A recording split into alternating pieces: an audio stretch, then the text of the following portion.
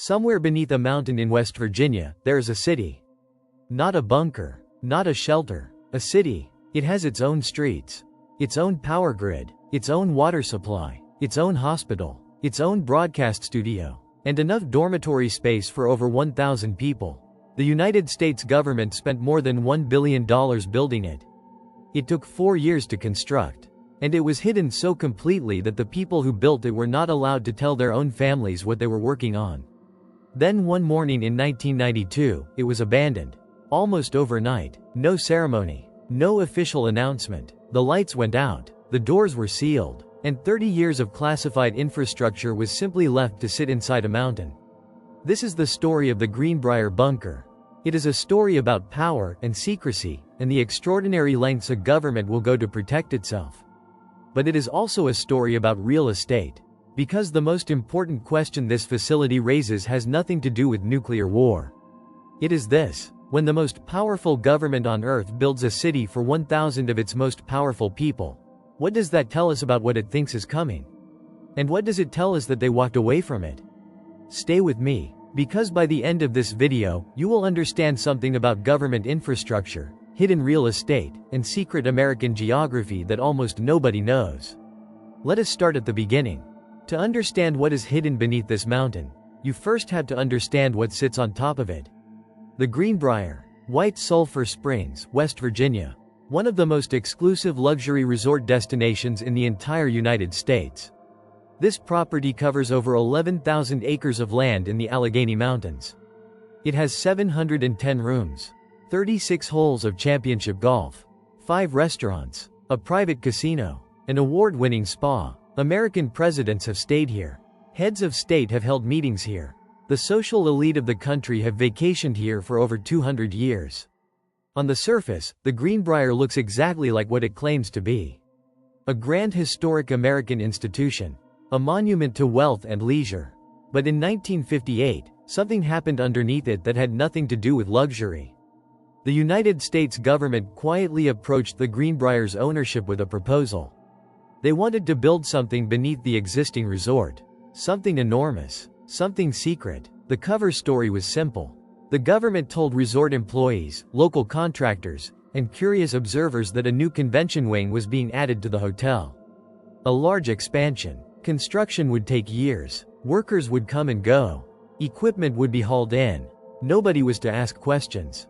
And for 4 years, almost nobody did. Because on the surface, it looked like ordinary construction. But underneath that mountain, one of the most extraordinary secret infrastructure projects in American history was taking shape. The facility that emerged was officially designated as Project Greek Island. And what they built was not a convention wing. It was a fully functioning underground city, designed to house the entire United States Congress in the event of a nuclear attack. Let us talk about what was actually constructed beneath the Greenbrier. Because the scale of this facility is almost impossible to comprehend. The bunker sits 120 feet below the surface of the mountain. That is roughly the height of a 12-story building. Inverted, going straight down, the exterior walls of the main structure are 3.5 feet of reinforced concrete. The entrance is sealed by a blast door. A single blast door. That blast door weighs 25 tons. 25 tons. And it is engineered to seal within 30 seconds of an alarm activation. Behind that door, the facility covers approximately 112,000 square feet of usable space. That is larger than the entire footprint of many American high schools. All of it carved out of solid Appalachian rock. Inside, the layout is methodical.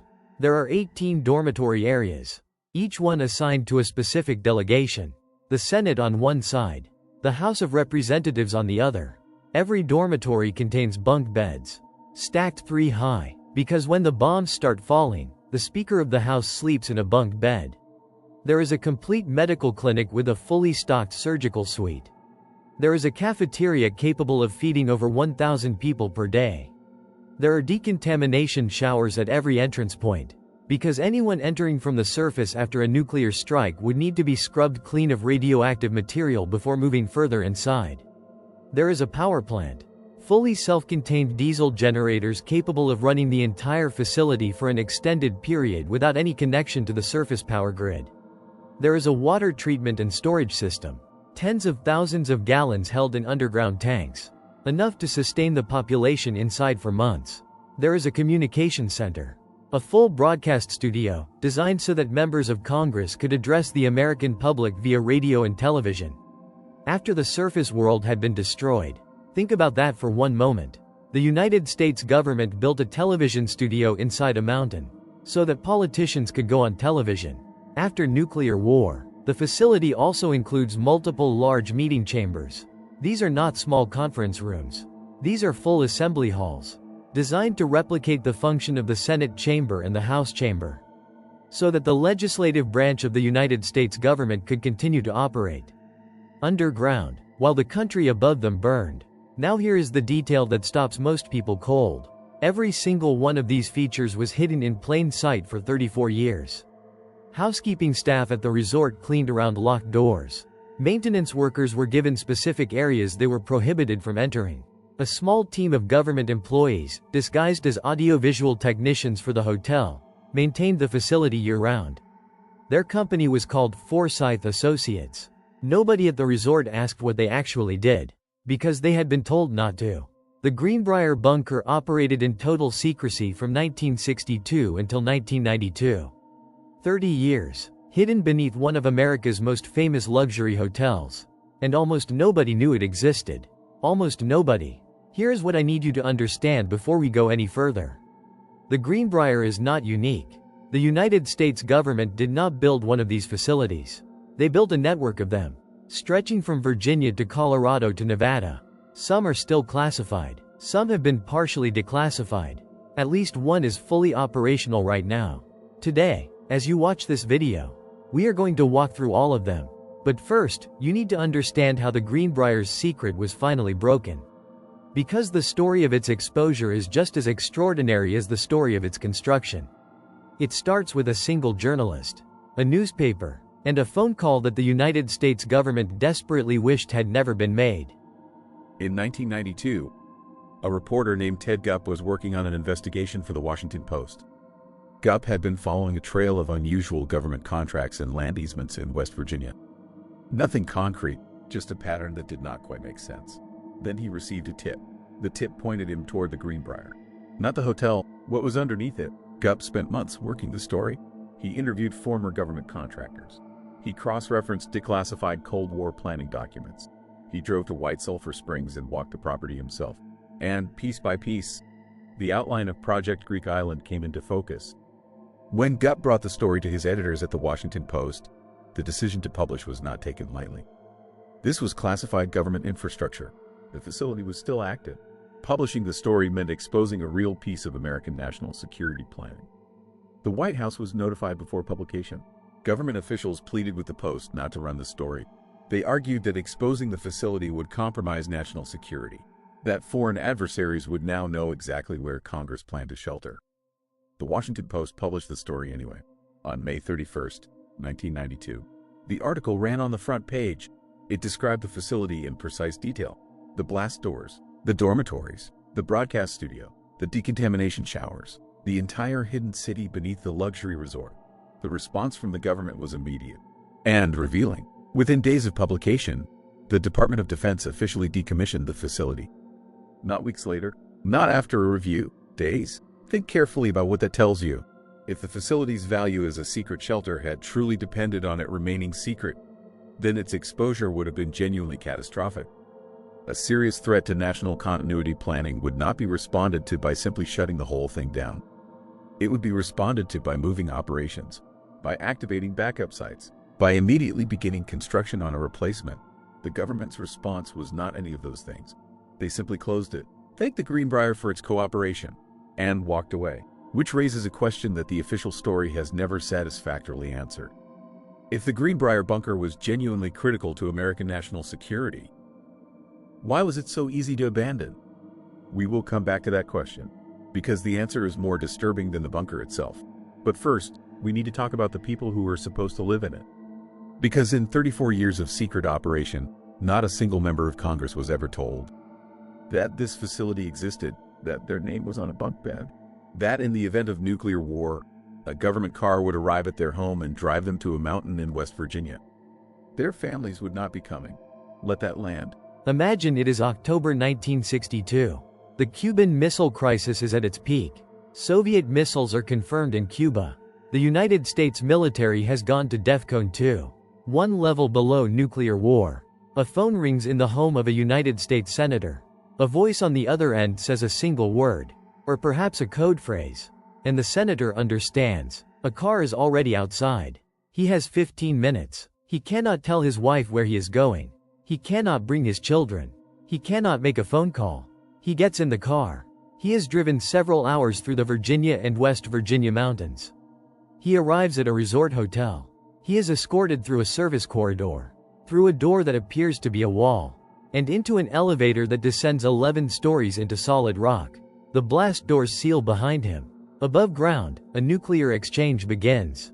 Major American cities are destroyed in minutes. Millions of people die in the opening hours. Below the Greenbrier, 1,000 politicians, staff members, and government functionaries are alive. Sitting in bunk beds, eating cafeteria food, watching monitors, broadcasting speeches to a surface world that may no longer have anyone left to receive them. And every single one of them knows that their family is up there. This is the part of the Greenbrier story that the tour guides tend to skip past. The facility was not built to save the American people. It was built to save the American government. There was no corresponding shelter for ordinary citizens. No mass evacuation plan for urban populations. No network of public bunkers. While the government was quietly spending $1 billion constructing a secret city for Congress, the public civil defense strategy amounted to pamphlets telling families to shelter under their kitchen tables. Duck and cover. The structural reality of the Greenbrier bunker is this. It was a facility built by the powerful, for the powerful, using public money, kept secret from the public, designed to ensure the survival of the institution of government. Not the survival of the people that government was supposed to represent. That is not a conspiracy theory. That is what the facility was for. And it operated under that mandate for 34 years without a single public debate about whether it should exist. Now let us zoom out. Because the Greenbrier is one node in a much larger network. And some of those other nodes are considerably more active. The Greenbrier bunker was designed for one specific branch of the American government. The legislative branch, Congress. But nuclear continuity planning in the United States covers all three branches of government. And each one has its own infrastructure. Let us walk through the confirmed sites. Site 1. Raven Rock Mountain Complex, Adams County, Pennsylvania. Raven Rock is known inside the government as Site R. It is the alternate command center for the Department of Defense. Construction began in 1951. The facility is carved into a 1,700-foot granite mountain on the Pennsylvania and Maryland border. It covers over 500,000 square feet of underground space. That is more than 4 times the size of the Greenbrier. Raven Rock contains 5 freestanding buildings, built inside the mountain itself, each one 3 stories tall, mounted on enormous springs to absorb shock waves from surface detonations. It has its own reservoirs, its own power generators, its own medical facilities, its own cafeteria capable of feeding 5,000 people. Unlike the Greenbrier, Raven Rock was never decommissioned. It is fully operational today. Current staffing levels are classified. On the morning of September 11, 2001, Vice President Dick Cheney was evacuated to Raven Rock. This is confirmed in the public record. Site R is not a relic of the Cold War. It is active infrastructure. Site 2. Mount Weather Emergency Operations Center, Blooming, Virginia. Mount Weather is arguably the most important facility in the entire American continuity of government network. And almost nobody has heard of it. Located in the Blue Ridge Mountains of Virginia, approximately 48 miles from Washington, D.C., Mount Weather serves as the primary relocation site for the executive branch. The President, the Cabinet, the Supreme Court, the heads of every major federal agency. If a catastrophic event forces the evacuation of Washington, D.C., Mount Weather is where the leadership of the American government goes. The underground portion of the facility was constructed in the 1950s and expanded continuously over the following decades. It contains its own hospital, crematorium, water purification system, power generators, and television production studio. It also contains a complete duplicate set of federal government records, backed up copies of essential documents, databases, and administrative infrastructure, so that government functions can resume with minimal interruption. Mount Weather is fully staffed and operational today. Its full capabilities remain classified at the highest level. Site 3. NORAD, Cheyenne Mountain Complex, Colorado Springs, Colorado. Cheyenne Mountain is the most famous entry on this list, and the most extraordinary engineering achievement. The North American Aerospace Defense Command, known as NORAD, has operated from inside Cheyenne Mountain since 1966. The facility sits 2,000 feet inside a solid granite mountain. The main complex consists of 15 freestanding steel buildings, each one up to 3 stories tall.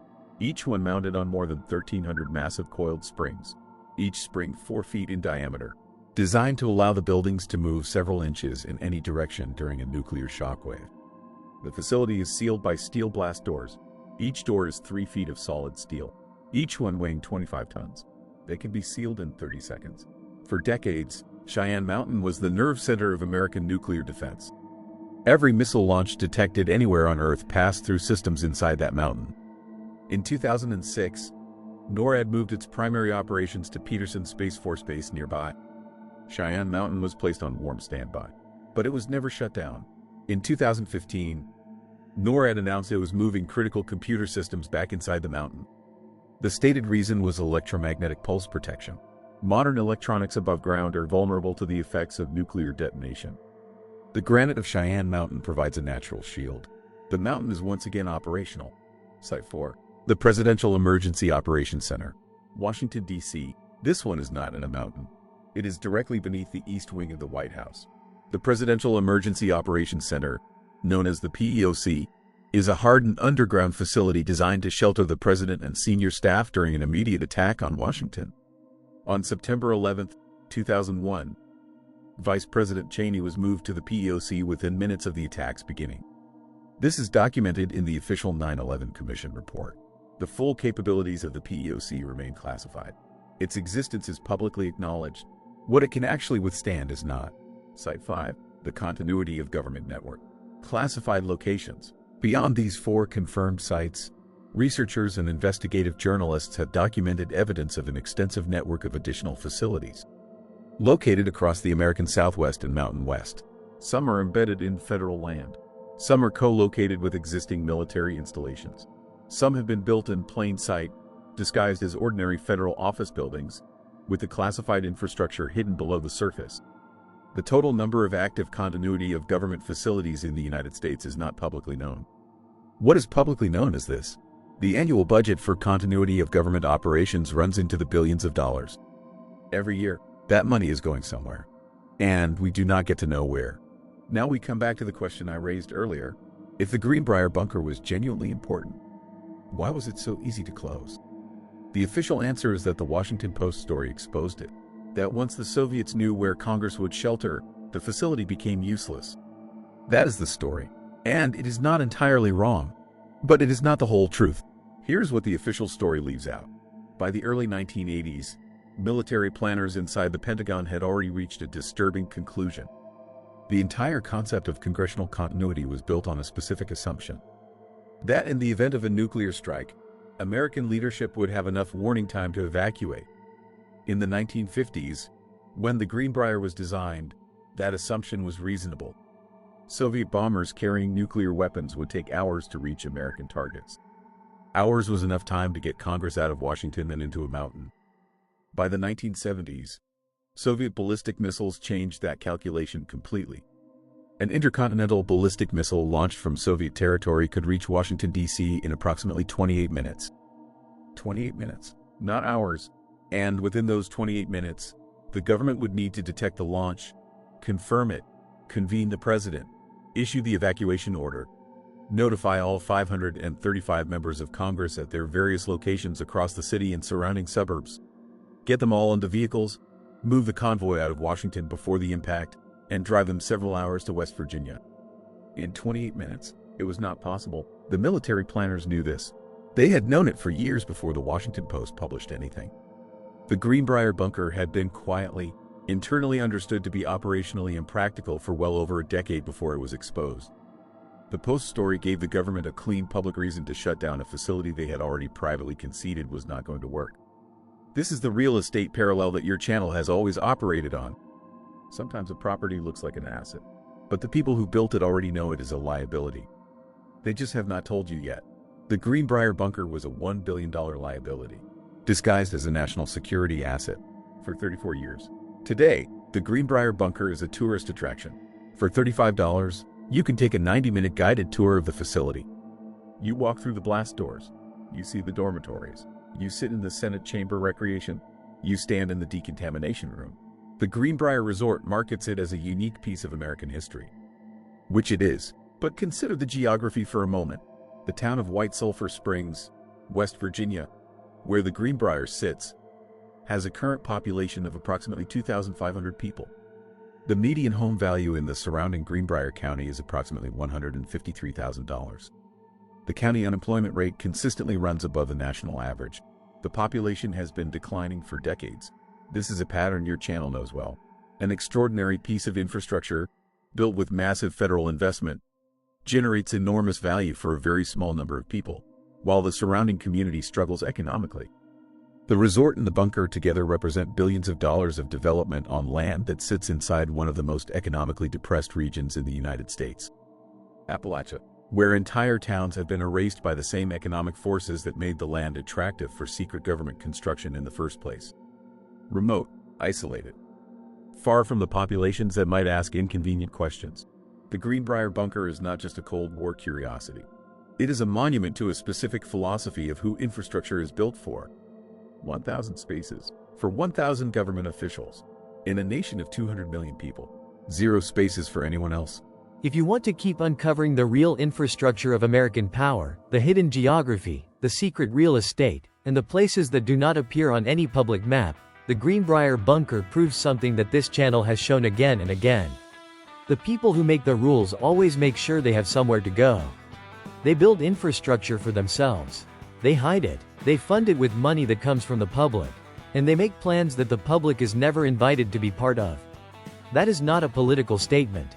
It is a pattern carved into 112,000 square feet of solid Appalachian rock. Which of these sites shocked you the most? Was it the Greenbrier itself? Raven Rock? The realization that Mount Weather is still fully operational today? Tell me in the comments. And tell me this. If the government gave you a phone call and a car, and told you there was a space for you inside the mountain, would you get in? Subscribe to this channel right now. Every single video we produce is built on verified data, documented sources, and the kind of deep research that most channels do not have the patience for. And click the video on your screen right now. Because our next investigation covers a piece of American geography that is even closer to where you live. And even more disturbing. Thank you for watching US Housing. We will see you in the next chapter.